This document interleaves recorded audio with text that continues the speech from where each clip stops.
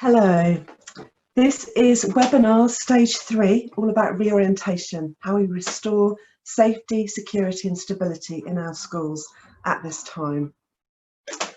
As Mandela stated, there can be no keener revelation of a society's soul than the way it treats its children. Right now, we can't really control the threat of COVID-19, but we can control our own reactions to this threat with calm, a sense of agency, and a good knowledge of how human beings function best. Now is the time that we can practically apply all that we now know from the latest in child development, attachment and neuroscience. Let's remember the job of our nervous systems as human beings. Its job at times of threat is to protect us, which usually means either gearing up for battle, running away, or shutting down. Rather than being accessible to connection, our bodies and minds get prepared for flight, flee, freeze, or faint.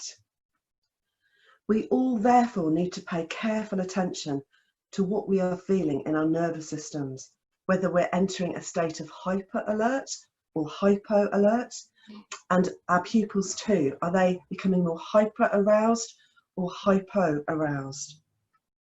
We are, after all, the lead stress regulators for both ourselves and the pupils in our care.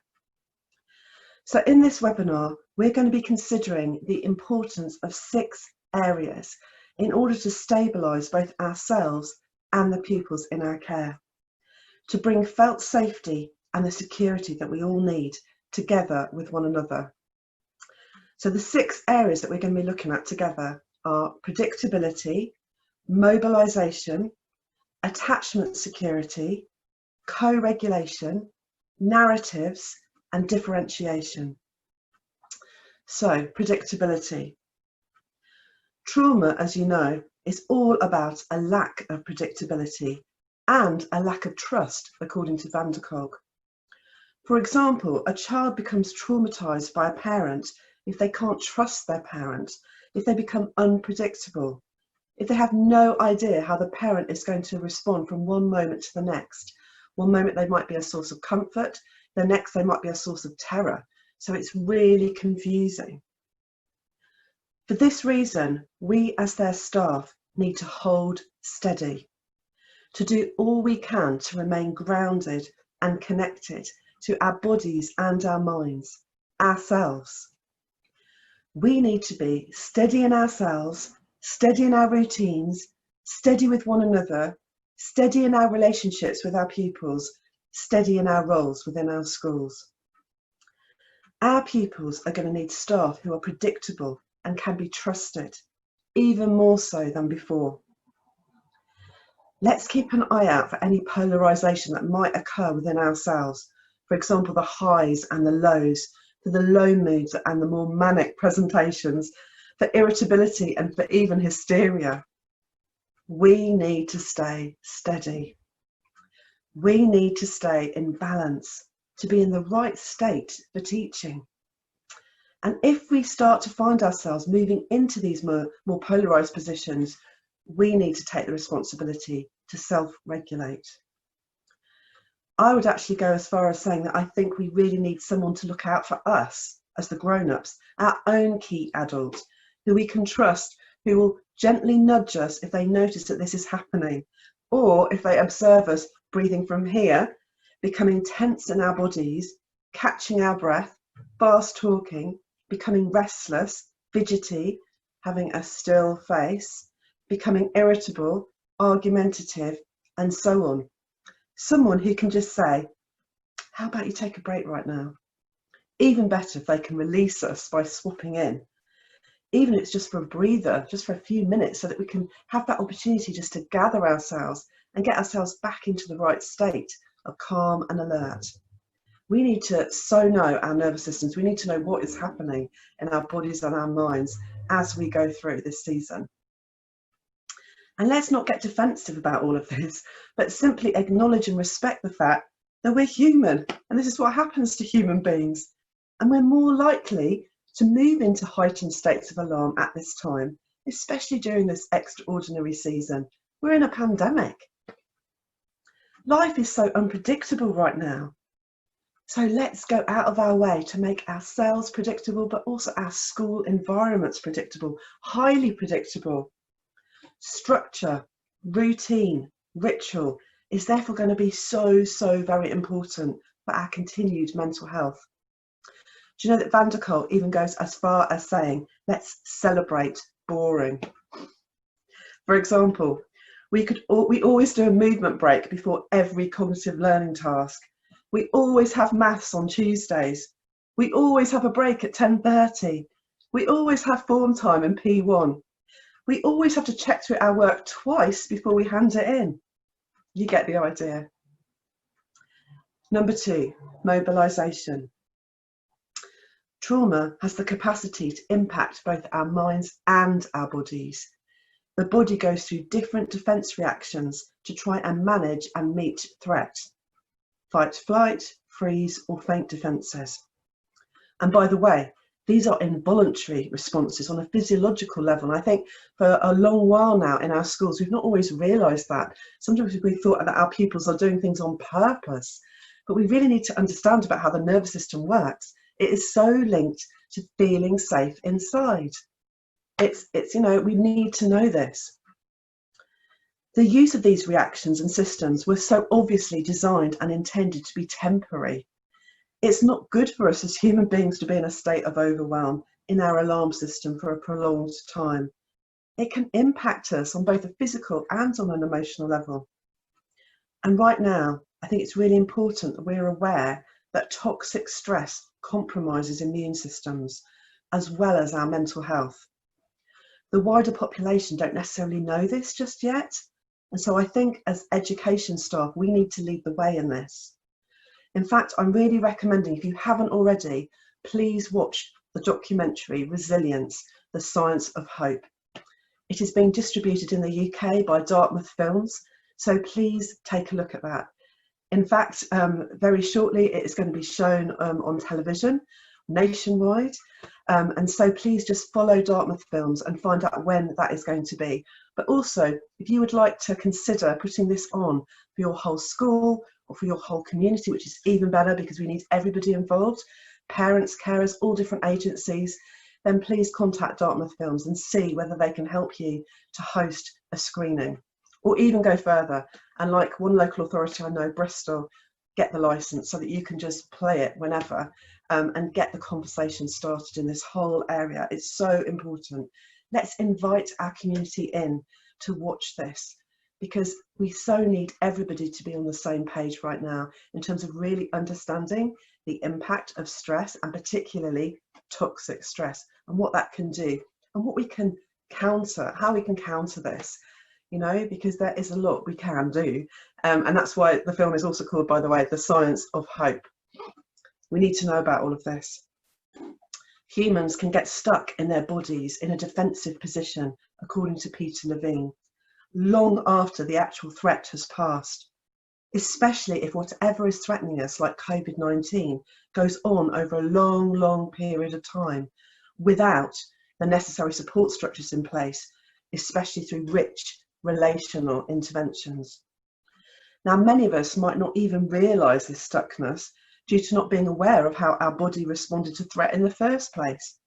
Hence why I have been encouraging all of us through this series to tune into our states, our sensations, our feelings. We need to know what is going on in us first before we start kind of looking or considering anybody else around us. What is going on in your mind right now? If I was just to press the pause button right now, let's just do it now. Like, what is going on for you right now in your mind, in your body? Be curious. We need to really get curious at this time. We need to press pause, we need to reflect, we need to engage in our curiosity. Because adults particularly, we tend to override our own body cues. We can be quite dismissive of what our body might be trying to say to us at times. Our breathing can change, we can have a twinge in our shoulder, we might even have a bloated stomach, and so on. But we tend to dismiss it or overlook it. And sometimes we even go further and reach out for the nearest thing we can, like some kind of medication maybe, just to suppress it. Now, I know that I'm, guilty of dismissing this, because I can go through a whole day and not realise that I've got an ache in the, at the top of my back. And it's only at the end of the day that I can kind of then suddenly maybe just tune into it and just think, oh my gosh, I've probably had that all day, but I just was so busy that I didn't kind of even notice it. And that's not okay, is it? We need to be pressing pause throughout the day and doing a little check-in with ourselves, I think. We need to pause occasionally and just think what our body might be trying to say to us. Gabor Mate has many fantastic books in this whole area, but one that is especially relevant right now, I think, is When the Body Says No. I wonder what our bodies would say to us if they could speak in words. Do you? I've moved into a state of overwhelm. I'm in a state of alarm right now. Get me out of here. What am I doing here? What is this? I just need a bit of calm right now. And so on. Being aware that we can often override our own body cues, we need to be especially careful not to overlook or dismiss our pupils' body cues, which could so easily happen, couldn't it? Let's press pause when we hear our pupils saying that they have a headache or a stomach ache, for example. And rather than seeing them as time wasters, let's instead see this as an opportunity to press pause and to check in with how their bodies and minds are doing right now. Let's be curious about which part of the nervous system are they in right now? Which state are they in? Let's respect biology. And we need to be aware that if we sit around all day, we actually increase the sense of helplessness in our bodies. Now, this is particularly important for us to take note of for those pupils that are in our school communities who've experienced adverse childhood experiences, who are already feeling powerless as a result of what they've lived, relational trauma and loss, pre-COVID-19. Remember, immobilisation exacerbates all of this. So we need to really move on now from saying sit still for long periods of time. And we have been doing this historically, haven't we, in our schools? I mean, we have to just put our hands up and say that we do expect our pupils to sit for long periods of time. Now, we've actually punished sometimes pupils who have needed to pace, who've needed to go to the toilet, who've needed to move around the room, not realising that they are actually trying to get on top of their nervous systems. They're trying to get some sense of kind of authority, some kind of control, because of this helplessness, because of this powerlessness that is inside. And so we need to be really aware of all of this, don't we? So we therefore need to do everything we can to schedule in physical activity, to move, to feel the strength of our own bodies. For example, through weightlifting, push-ups, sit-ups, the plank, resistant type activities. We need to give ourselves agency in our bodies at this time and moving forwards. So we need to be taking attention of this for everybody right now, but especially those who've experienced adverse childhood experiences. But this is good practice for all of us, isn't it? And let's not just engage in physical activity in the more formal sense of PE, but integrate this throughout the school day and encourage this at home as well, at regular intervals, in small doses. In fact, Bruce Perry talks about a sensory task and then a cognitive activity, a sensory task and a cognitive activity all the way through the school day.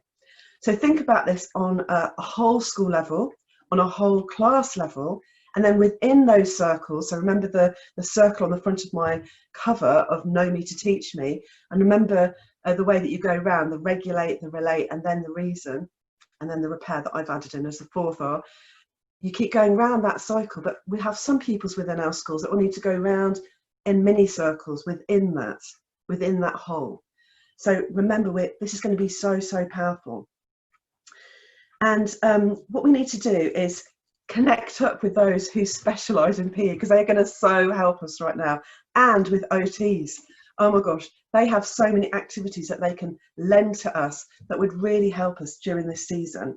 We need tips. We need to know how we can take this indoors and outdoors, in small spaces, in large spaces, on a one-to-one, in a social bubble, in a whole class. And they're going to have loads of ideas. So let's befriend them if you haven't already, because they're going to be such a resource to us at this time. This is necessary practice, according to Bruce Perry. It really, really is. Number 3, attachment security. Relationships buffer stress. It's attachment security that brings about the felt safety for a pupil at times of tension. Even in dismal situations like that we're in right now, we can function very well if we are surrounded by a context of rich relationships, where there's genuine relationship, where we are honouring and protecting relationship. Because relational health is a protective factor. We, as human beings, are a social species. We function best together. The science tells us that. So we need to take heed. Our relationships have the power to increase our felt safety and to regulate our physiology, to support our health, our growth, and our restoration. Now, attachment security comes when we as the adults are physically and emotionally present, attentive, attuned, and responsive most of the time. Now, notice I say most of the time because we're not perfect. We're not going to get this right every single time. But if most of the time our pupils experience this, this is going to be so, so helpful moving forward. When we are experienced as for and alongside our pupils. Now, threat cues such as face masks, the news, or seeing more ambulances in the street, all the way through to a still face, closed body language, a monotone voice, can all trigger us as human beings into a defensive position, especially those with a limited window of stress tolerance already due to adverse childhood experiences that they've lived. Porges believes that stress is caused by being in a chronic state of defence. So stress to him equals defence. I just want to repeat that because I feel that this is profound and we need to get our heads around this for education. Porges believes that stress is caused by us being in a chronic state of defence, and he believes that stress equals defence. We need to reflect on this a bit more, don't we? So outside of this, please just ponder this for yourself, for others that you know, and also the children in your care. He states really clearly that if we can build the trust up with one another, that this will not only support our sense of felt safety, but will also support our physical and in mental health and well-being. So this is significant, isn't it? So we're going to have to try and think about how we can increase attachment security, and we're going to do that right now by focusing in on 2 aspects, through accessibility and by increasing the trust. So accessibility. Let's consider all that we can do in order to be accessible to one another, to communicate our physical and emotional availability, to make the most of the windows of connection with our pupils. And for some pupils that only might be just like this, but we need to really make the most of these opportunities. We need to maximise opportunities of connection. I would strongly recommend that we use what Siegel calls the power of showing up, and what I call quality moments. That we pause frequently to connect in with one another as individuals, rather than being preoccupied, rushing along, always having the next task in mind. Do you know what that feels like? I do. Pre-COVID, rushing around all the time. We can get into that state really easily and miss so much that's going on around us. We need to press pause to make the most of these windows of opportunity. A moment here, a moment there. To breathe, to be fully present in our minds and bodies, emotionally and physically, to be attentive, attuned and responsive. Oh my word, can you imagine what kind of an atmosphere we would create in our schools if everybody took this seriously, if everybody every now and then pressed the pause button to engage in a quality moment as they're walking down the corridor, as they're entering a classroom, as they're leaving the classroom, in the middle of a lesson. You know, our pupils could actually be surrounded by this amazing, rich social air, which will help them to breathe and will help to dampen down their stress and help them to function. This is so, so important. And I'm just asking you for a moment here and there. Obviously, you can't do this constantly because there are things to do. but just every now and then, let's just be really intentionally present. And let's communicate loud and clear to our pupils the value of being known by enabling our pupils to be truly seen. And we can so support our pupils to be seen by perceiving, making sense of, and responding to them. We need to be curious, not about necessarily what's happening on the outside of our pupils, but not just what we see, but what is happening on the inside. Sometimes that remains unseen and hidden, but we need to be more curious about that. We really do. We need to be curious about how is this pupil experiencing themselves, others, and the context that they find themselves in. And we can only do this when we press pause. We need to engage in our reflective capacity. So let's have a go at doing this. To be curious about who they actually are and what they are becoming. That's what good enough care looks like. It always has. And if we were all to do this, oh my gosh, I think this would take the quality of our relationships with our pupils up a notch or two. Let's increase the social air that our pupils need right now in order to be able to breathe, in order to be able to function in a healthy way. Increasing trust. Our pupils need compassionate care. They need to know that we are for them and alongside them in every way, fellow travellers. Our pupils need to know that we are determined not to let anything get in the way of our relationship with them, not even distress behaviour, or like some schools call it, challenging behaviour. That we, the staff members, will do everything we can to seek to honour and protect our relationship with them, with all that we can at whatever the cost, because relationships are always our first port of call and they need to be protected on every level. They're so important. They need to know that we will do whatever we can to support them to feel comfortable around us, that they experience us as a calming presence. We want them to notice that after being with us, they feel soothed inside, they feel good about themselves, they feel comfortable in their own skin after having been around us. Wouldn't that be amazing? We don't want anything to violate that foundation of safety. Our role is to protect our pupils and to avoid becoming the source of terror. And we so easily could become that without even realising it if we're not intentional about all of this. If we walk about in more of an unconscious kind of way, we need to be consciously aware. We need to be in tune with what is going on in ourselves and in each other. We need to be truly present. Shouting, threatening, humiliating, name calling, overreacting, and even certain facial expressions can produce fear in our pupils. Now you might be thinking, well, it doesn't look like I've induced any fear, but please know from a therapist's point of view that fear can get masked in all kinds of ways. Anger, for example. Anger, I don't know whether you realise this, but can take the role as bodyguard to fear, that more softer, more vulnerable feeling, that state. Class clown. There can be a lot of fear below the surface, believe me. I've met them, and I know. On a one-to-one in a therapy setting, in a therapy context, oh my gosh, you start to realise how they actually view the world and what is actually going on. And please take this seriously, because we cannot afford to activate the fear systems in our pupils, especially now. Look into Panksepp's work all around the systems that we have within us.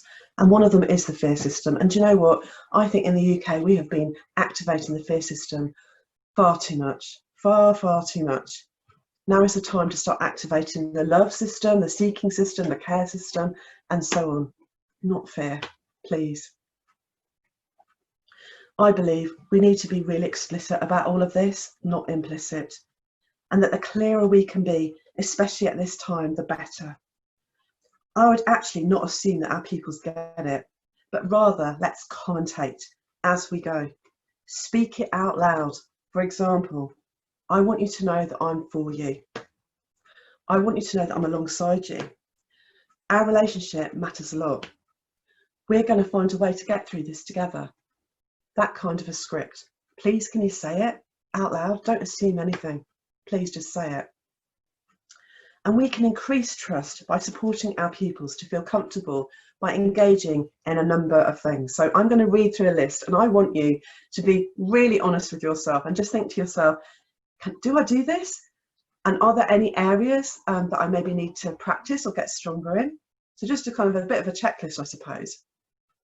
So smiling, using open, warm body language, being playful, whatever the age, even adults. Giving the pupil the choice to turn their video off when you're engaging in online platforms like this, because it can feel quite intense. You know, it's like you're saying, it's like you're communicating, look at me when I'm speaking to you. And that is very intrusive for some of our pupils. So just having that option to turn the video off from time to time could be really helpful for some and would build trust. Breathing with them, slower out breaths, 4-2-6-2. Expanding the duration of our phrases and sentences with slower exhalations. Using melodic features when we're speaking. Actively listening and being curious. Building in pauses. Being respectful. Engaging in relentless care. Being experienced as alongside. Communicating acceptance of their experiences, even if we don't agree with their perspective. Letting them know that we get from their perspective why this might be feeling like this, or why they might be interpreting it in this way, because their experience matters, doesn't it? And their perspective matters. Being empathic, you know, going into that dark cave and sitting there for a while and staying with those uncomfortable feelings for longer than feels comfortable, you know. Respecting their biology, the way their bodies and minds function best. Going at their own developmental pace so that we don't frustrate them. Being united as a staff team and at peace with the other adults around us, because they so pick up on all of that.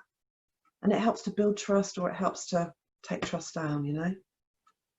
Creating in our schools an overall environment of safety and well-being, that safe anchor, that safe harbour, that space that they can come into and have that sense of felt safety.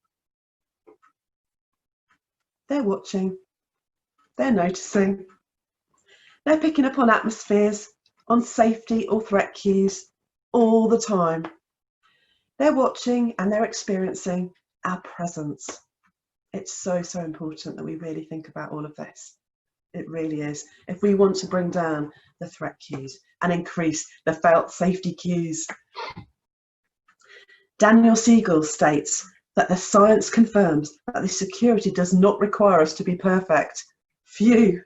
In fact, we're not able to provide flawless care, but by repeatedly showing up, reliably making repairs, and then actually giving them some opportunity to repair when these ruptures happen, we're going to be creating the kind of future that our pupils need in order to flourish and to thrive, even in the midst of life's harsh realities that we're in right now. I think we can do this. You and me together, we can do this. So that's why when we get it wrong from time to time, as we will, all of us will, because we're not all beautifully attuned all the time. We're human, you know, we make mistakes.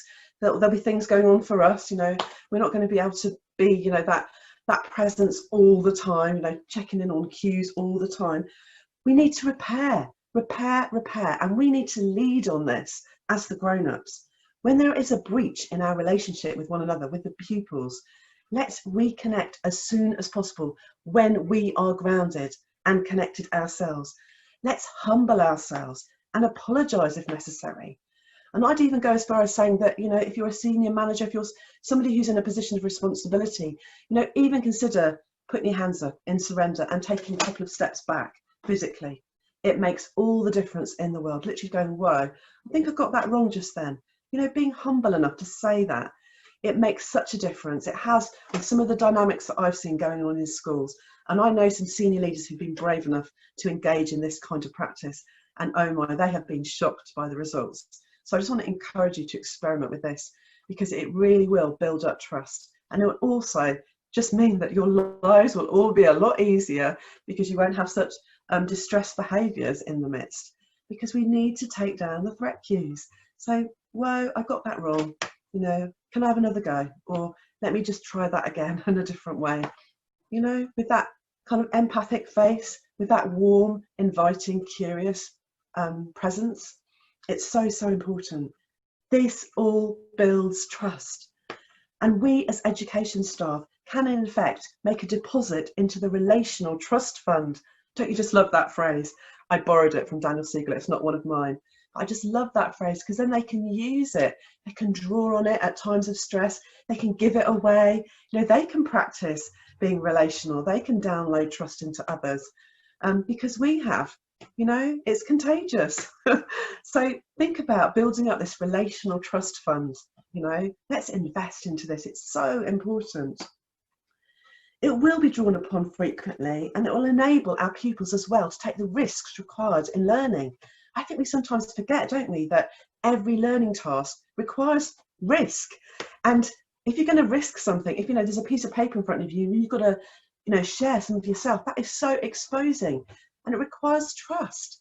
And so it's so, so important that we really think about all of this, because trust will reduce the stress as it brings down the defences. This is a no-brainer. Co-regulation, number 4. If our bodies and minds remain in chronic threat, we are more at risk of developing all kinds of physical and mental health conditions. So we have to find a way to quieten and soothe our nervous systems as a matter of urgency. You can see why I'm being so emphatic about all of this. A cognitive top-down approach to regain calm isn't so effective, primarily because emotions arise in the body and down in the lower parts of the brain. And in the lower parts of the brain, the only way we can kind of communicate with that is by going sensory. So it's far more important right now and helpful to use a bottom-up approach, as Bruce Perry and other experts in this field advocate for, rather than a top-down one, which is what tends to happen in a lot of our schools across the UK. We need to now start respecting biology and start at the bottom. And we need to be aware as well that we all learn self-regulation from someone first having got alongside us to support our regulation by co-regulating us. We can't just assume that all our pupils know what to do and that they've all had exactly the same experiences in their early years and they've all had this lovely piece of co-regulation, because many haven't, or they haven't had enough of it just yet due to their developmental stage that they're at. We'll have some pupils in the midst who have no idea whatsoever of what to do with overwhelm, and that's important for us to recognise. Our pupils are therefore so going to need us to get alongside and to experiment and test out different ways of breathing and different sensory interventions. They need us for them to experience calm, possibly for the first time in some cases. There's no point us anymore saying, calm yourself down, or go and sort yourself out, go on that thinking chair, go and have a bit of time out and sort yourself out. We need to be the ones that lead in this. We're the stress regulators. We can download calm. We have got mature nervous systems, hopefully. So we have got that opportunity to do this, to get alongside, to be the co-regulators. Now, I want to give you an experience of co-regulation right now, if that's okay. So if you're up for this, I'd like to invite you to join me. And because we're going to go on a little bit of a journey and we're going to just do 4 mini exercises together so you can see what it feels like to have calm downloaded, so to speak. I'm going to do this and I'm going to just explain what the activity is as we go, but I won't be talking through the activity because I want to actually engage in this, because you can only see me right now. So I need to be the stress regulator here, and I need to be the one who's providing the co-regulation.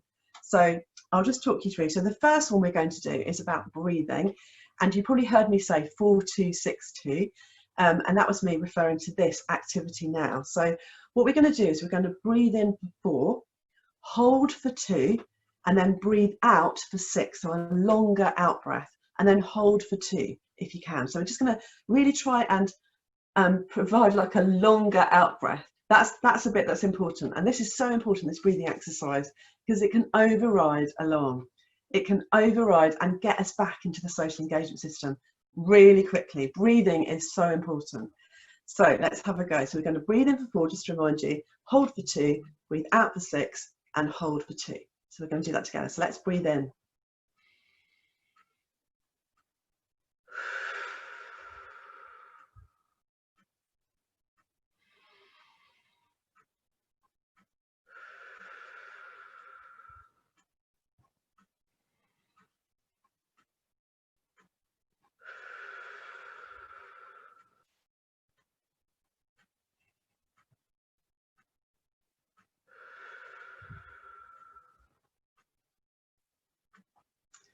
Just check in with yourself and just see how you're doing and where you feel that in your body and in your mind. And now we're going to do butterfly breath. So we're going to put our hands like this, and in rhythm with my clock, which I've got on my desk, we're going to just do this. We're going to tap and breathe.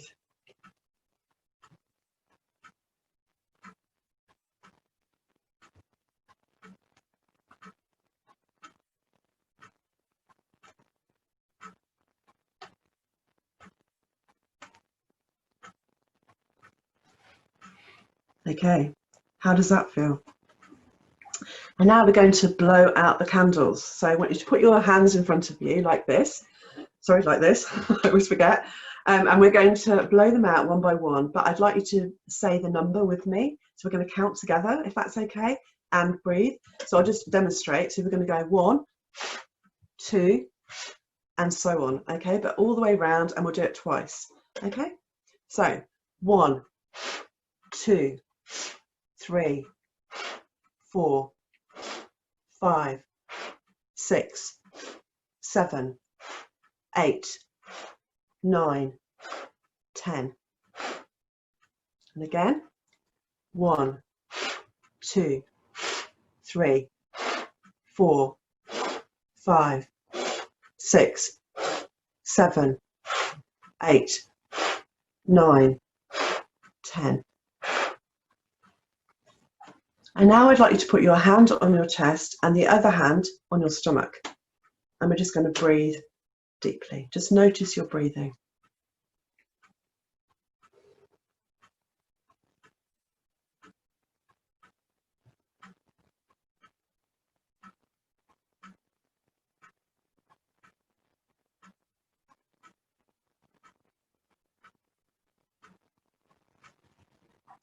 How are you feeling right now?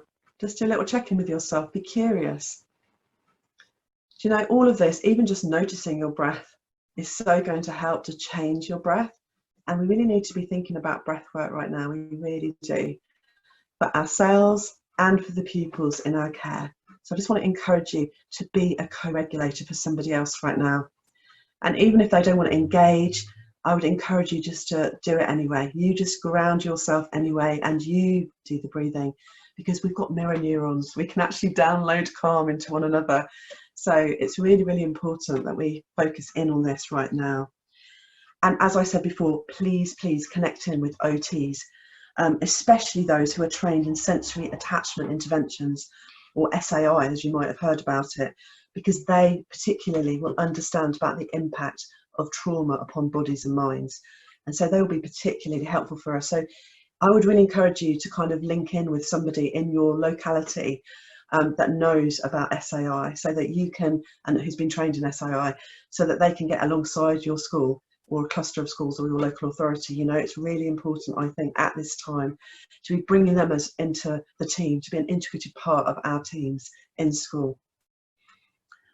And let's also look at something called tension, stress and trauma releasing exercises, otherwise known as TRE. There's somebody I'd like you just to check into called Steve Haines, Haines. He's got a website called Body College, and he's written a brilliant book as well. It's like a cartoon book that can be used Trauma is Really Strange, it's called. Lovely title, for young people particularly, and young adults that you might be interested in. But to be honest, I think you can probably do a lot of work from that book. I list it in my book, Know Me to Teach Me. It's a brilliant resource. So have a look at that. But TRE, I mean, I've not been trained in it yet, so I'm not here to, you know, train you in it, but just to flag it up as something that you might be interested in. It's a way of helping the body get into particular poses in order to be able to shake off the tension, basically. But look into it more, because there's been lots written about it, particularly over the last year or so. So there's lots of newspaper articles about it online if you want to have a look. But just think about how animals in the wild, some animals in the wild, deal with stress and tension. They shake it off, you know, once the threat has passed. And as human beings, we're not very good at doing that. In fact, we stand still, or we stay still. You know, think about after an accident, you know, we were encouraged to stay still. And so we never really get opportunity to shake off the stress. Now, my dog is very good at doing this. When she meets a dog that is bigger than her in the park, she shakes it off afterwards. You know, as we're walking along, I notice her shaking it off. So it's just important for us to think about, again, about the mobilisation, but again, about this shaking off, and just finding out a bit more about this, because I think it's going to really serve us well over this next year or so to know about all of this kind of thing. And on pets, oh my gosh, I just need to say that pets are amazing at co-regulation. They have the capacity to co-regulate our physiology as human beings. Now, I know from a personal level just how much Maisie, my little cockapoo dog, has meant to me during the season. I know she's going to carry on being like that. I mean, she was before pre-COVID, obviously, but I've really noticed the impact that she's having on me in both a relational and a regulatory way. And some of you might have met her on Sofa Time, because I run a YouTube channel for parents and carers at this time, particularly those who are parenting traumatised children. And she's on the sofa sometimes with me, so you might have already met her. But it's really, really important that we consider pets right now, I think, in our schools. And if you haven't done already, please can you start considering this? Here in Brighton, we've got a number of dogs being used as co-regulators in our schools, including Ralph at Patcham High and Clay at Cardinal Newman. And do you know what? Clay has got a huge following. Have a look at him on Twitter at Cardinal Newman School. He's got his own Twitter account and so many pupils follow him. They love him. And there are also goats at a local secondary school here called Varndine, the Varndine Goats. Oh my gosh, they too have a big following. I believe that the inclusion of pets needs special attention right now in order for us to function well through this season within our school communities. I mean, think about it. They don't have to adhere to social distancing. It's important we get them in school. You know, it doesn't take much to create a policy around using pets in the workplace therapeutically. You know, we've done that at Touchbase. You can do it. You know, really do think about this. Consider this. Talk to the staff about the pets they already have. Are there any out there that would be appropriate and who are obviously the right kinds of pets for these types of children, for bringing that calm, bringing that regulation piece? I'd really, really encourage you to think about this really seriously. Number 5, creating narratives. We need to support one another to create narratives about our experiences, what we have lived and what we are living. Let's see our lives as books. We're in the midst of the story right now. How would your personal chapter read? And how would your school chapter read? What is the story of this time in a collective way as well? Let's document and retell our own stories and our collective stories. Let's take time to share and listen to each other's. Stories are so important. They help us to process what we've lived. A coherent narrative supports our identity and our well-being. And it's going to be so important as well, isn't it, to mark this historical event too. So we do need to get this down on paper in some way. And let's also create an optimistic narrative, not a false hope, I must add, but about how we might come to understand the restrictions that are all in place at the moment in our society at this time, and as we continue forward, whatever might come. Now, there are already, like you probably already have realised by looking maybe on social media or online, that there are many created animations and storybooks available for children and young people that have been generously contributed to society from those people who are really wanting to make a difference in the lives of children and young people. Now let's use some of those, but let's also create some of our own, you know?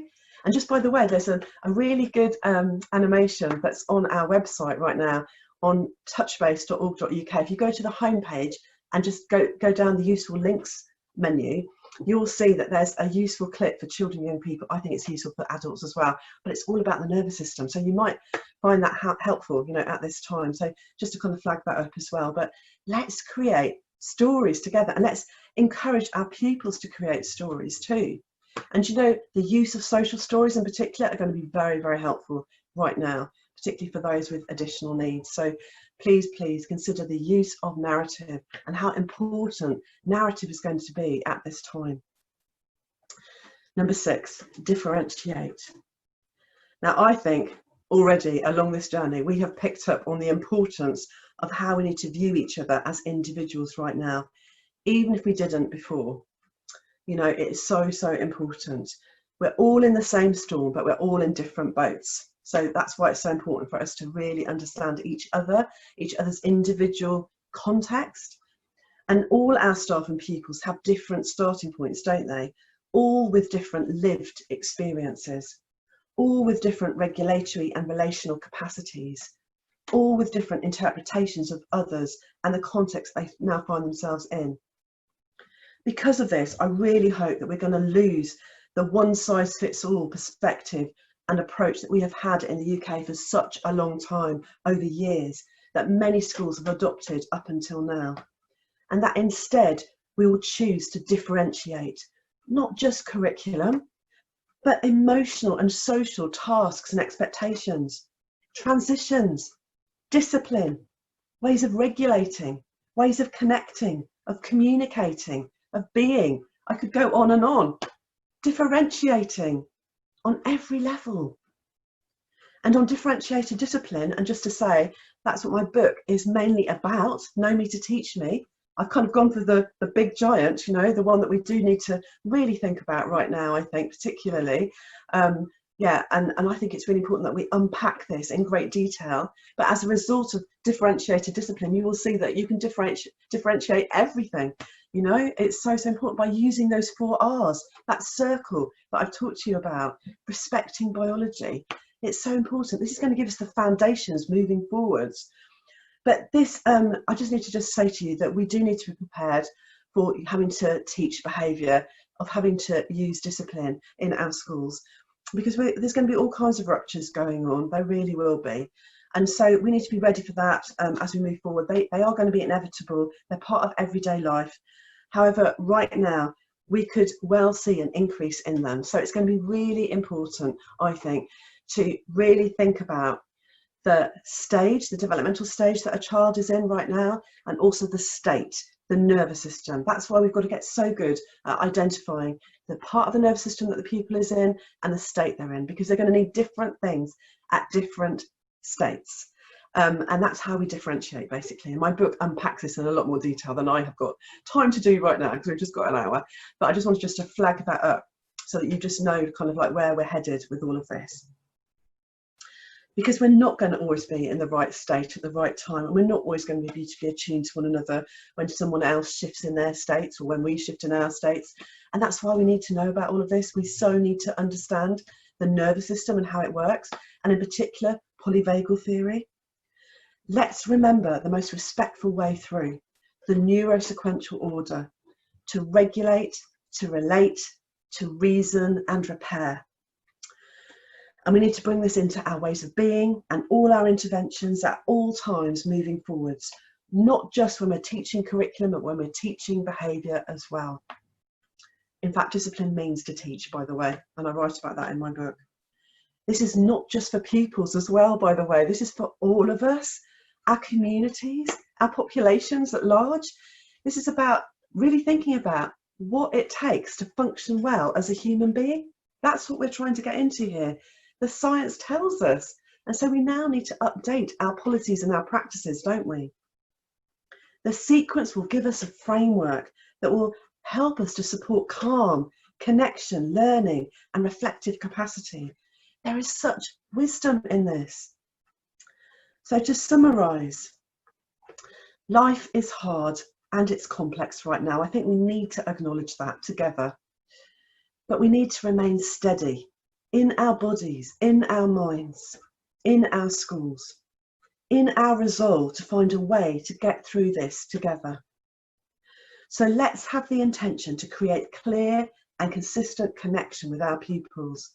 This is truly the best of what we can offer our pupils during the season and onwards, to ensure they experience the safety, the security, the stability that they need in order to develop, and not just to develop, but to develop well, in order to settle, to learn. We need to be predictable, and we need to take on the responsibility to mobilise, to facilitate attachment security, to co-regulate, to differentiate and to create narratives. Whatever our role, whatever our responsibility right now, we're all in this together. Now, I'm sure you agree that a good intervention, whether it is simple or more complex, must have heart. It must come from a place of caring, relentless care. I believe that we are now in a position to be able to start to become, in the UK, a polyvagal informed society, and polyvagal informed in our schools, honouring and respecting how bodies and minds function best. And this will mean respecting the biology, according to Dr. Bruce Perry. This will mean then that we will be functionally capable of listening to and witnessing our pupils' experiences instead of evaluating them, according to Stephen Porges and to Dr. Dan Hughes, of creating the optimum learning context where they can all have the opportunity to thrive, not merely survive. So let's, rather than jumping on in with our own interpretations, our own judgments, our own preconceived ideas, let's just simply be alongside fellow travellers, tuning into body cues, actively listening, communicating acceptance of their state that they're in the nervous system, of their experiences, of how they interpret themselves, others and their context.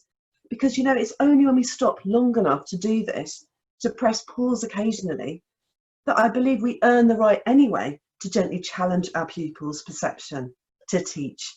Because all of this requires trust. It really does. In the words of Van der Kolk, in his book that he wrote, The Body Holds a Score, in 2015, the more recent one, at their best, schools can function as islands of safety in a chaotic world. They can teach children how their bodies and brains work and how they understand and deal with emotion. Schools can play a significant role in instilling the resilience necessary to deal with the traumas of neighbourhoods or families. That quote is going to be on your handout. It's an important quote. He wrote that in 2015. It was all updated in 2015, and it is so relevant now. We can become the islands of safety. Isn't that profound? We really, really can. Now, you might prefer something a little lighter. So also, in the words of Christopher Robin to Winnie the Pooh, you are braver than you believe. You are stronger than you seem and smarter than you think. But the most important thing is, even if we are apart, I'll always be with you. So let's slowly, together, rebuild all that needs restoration at this time. Slowly, slowly, slowly. One day at a time, for such a time as this.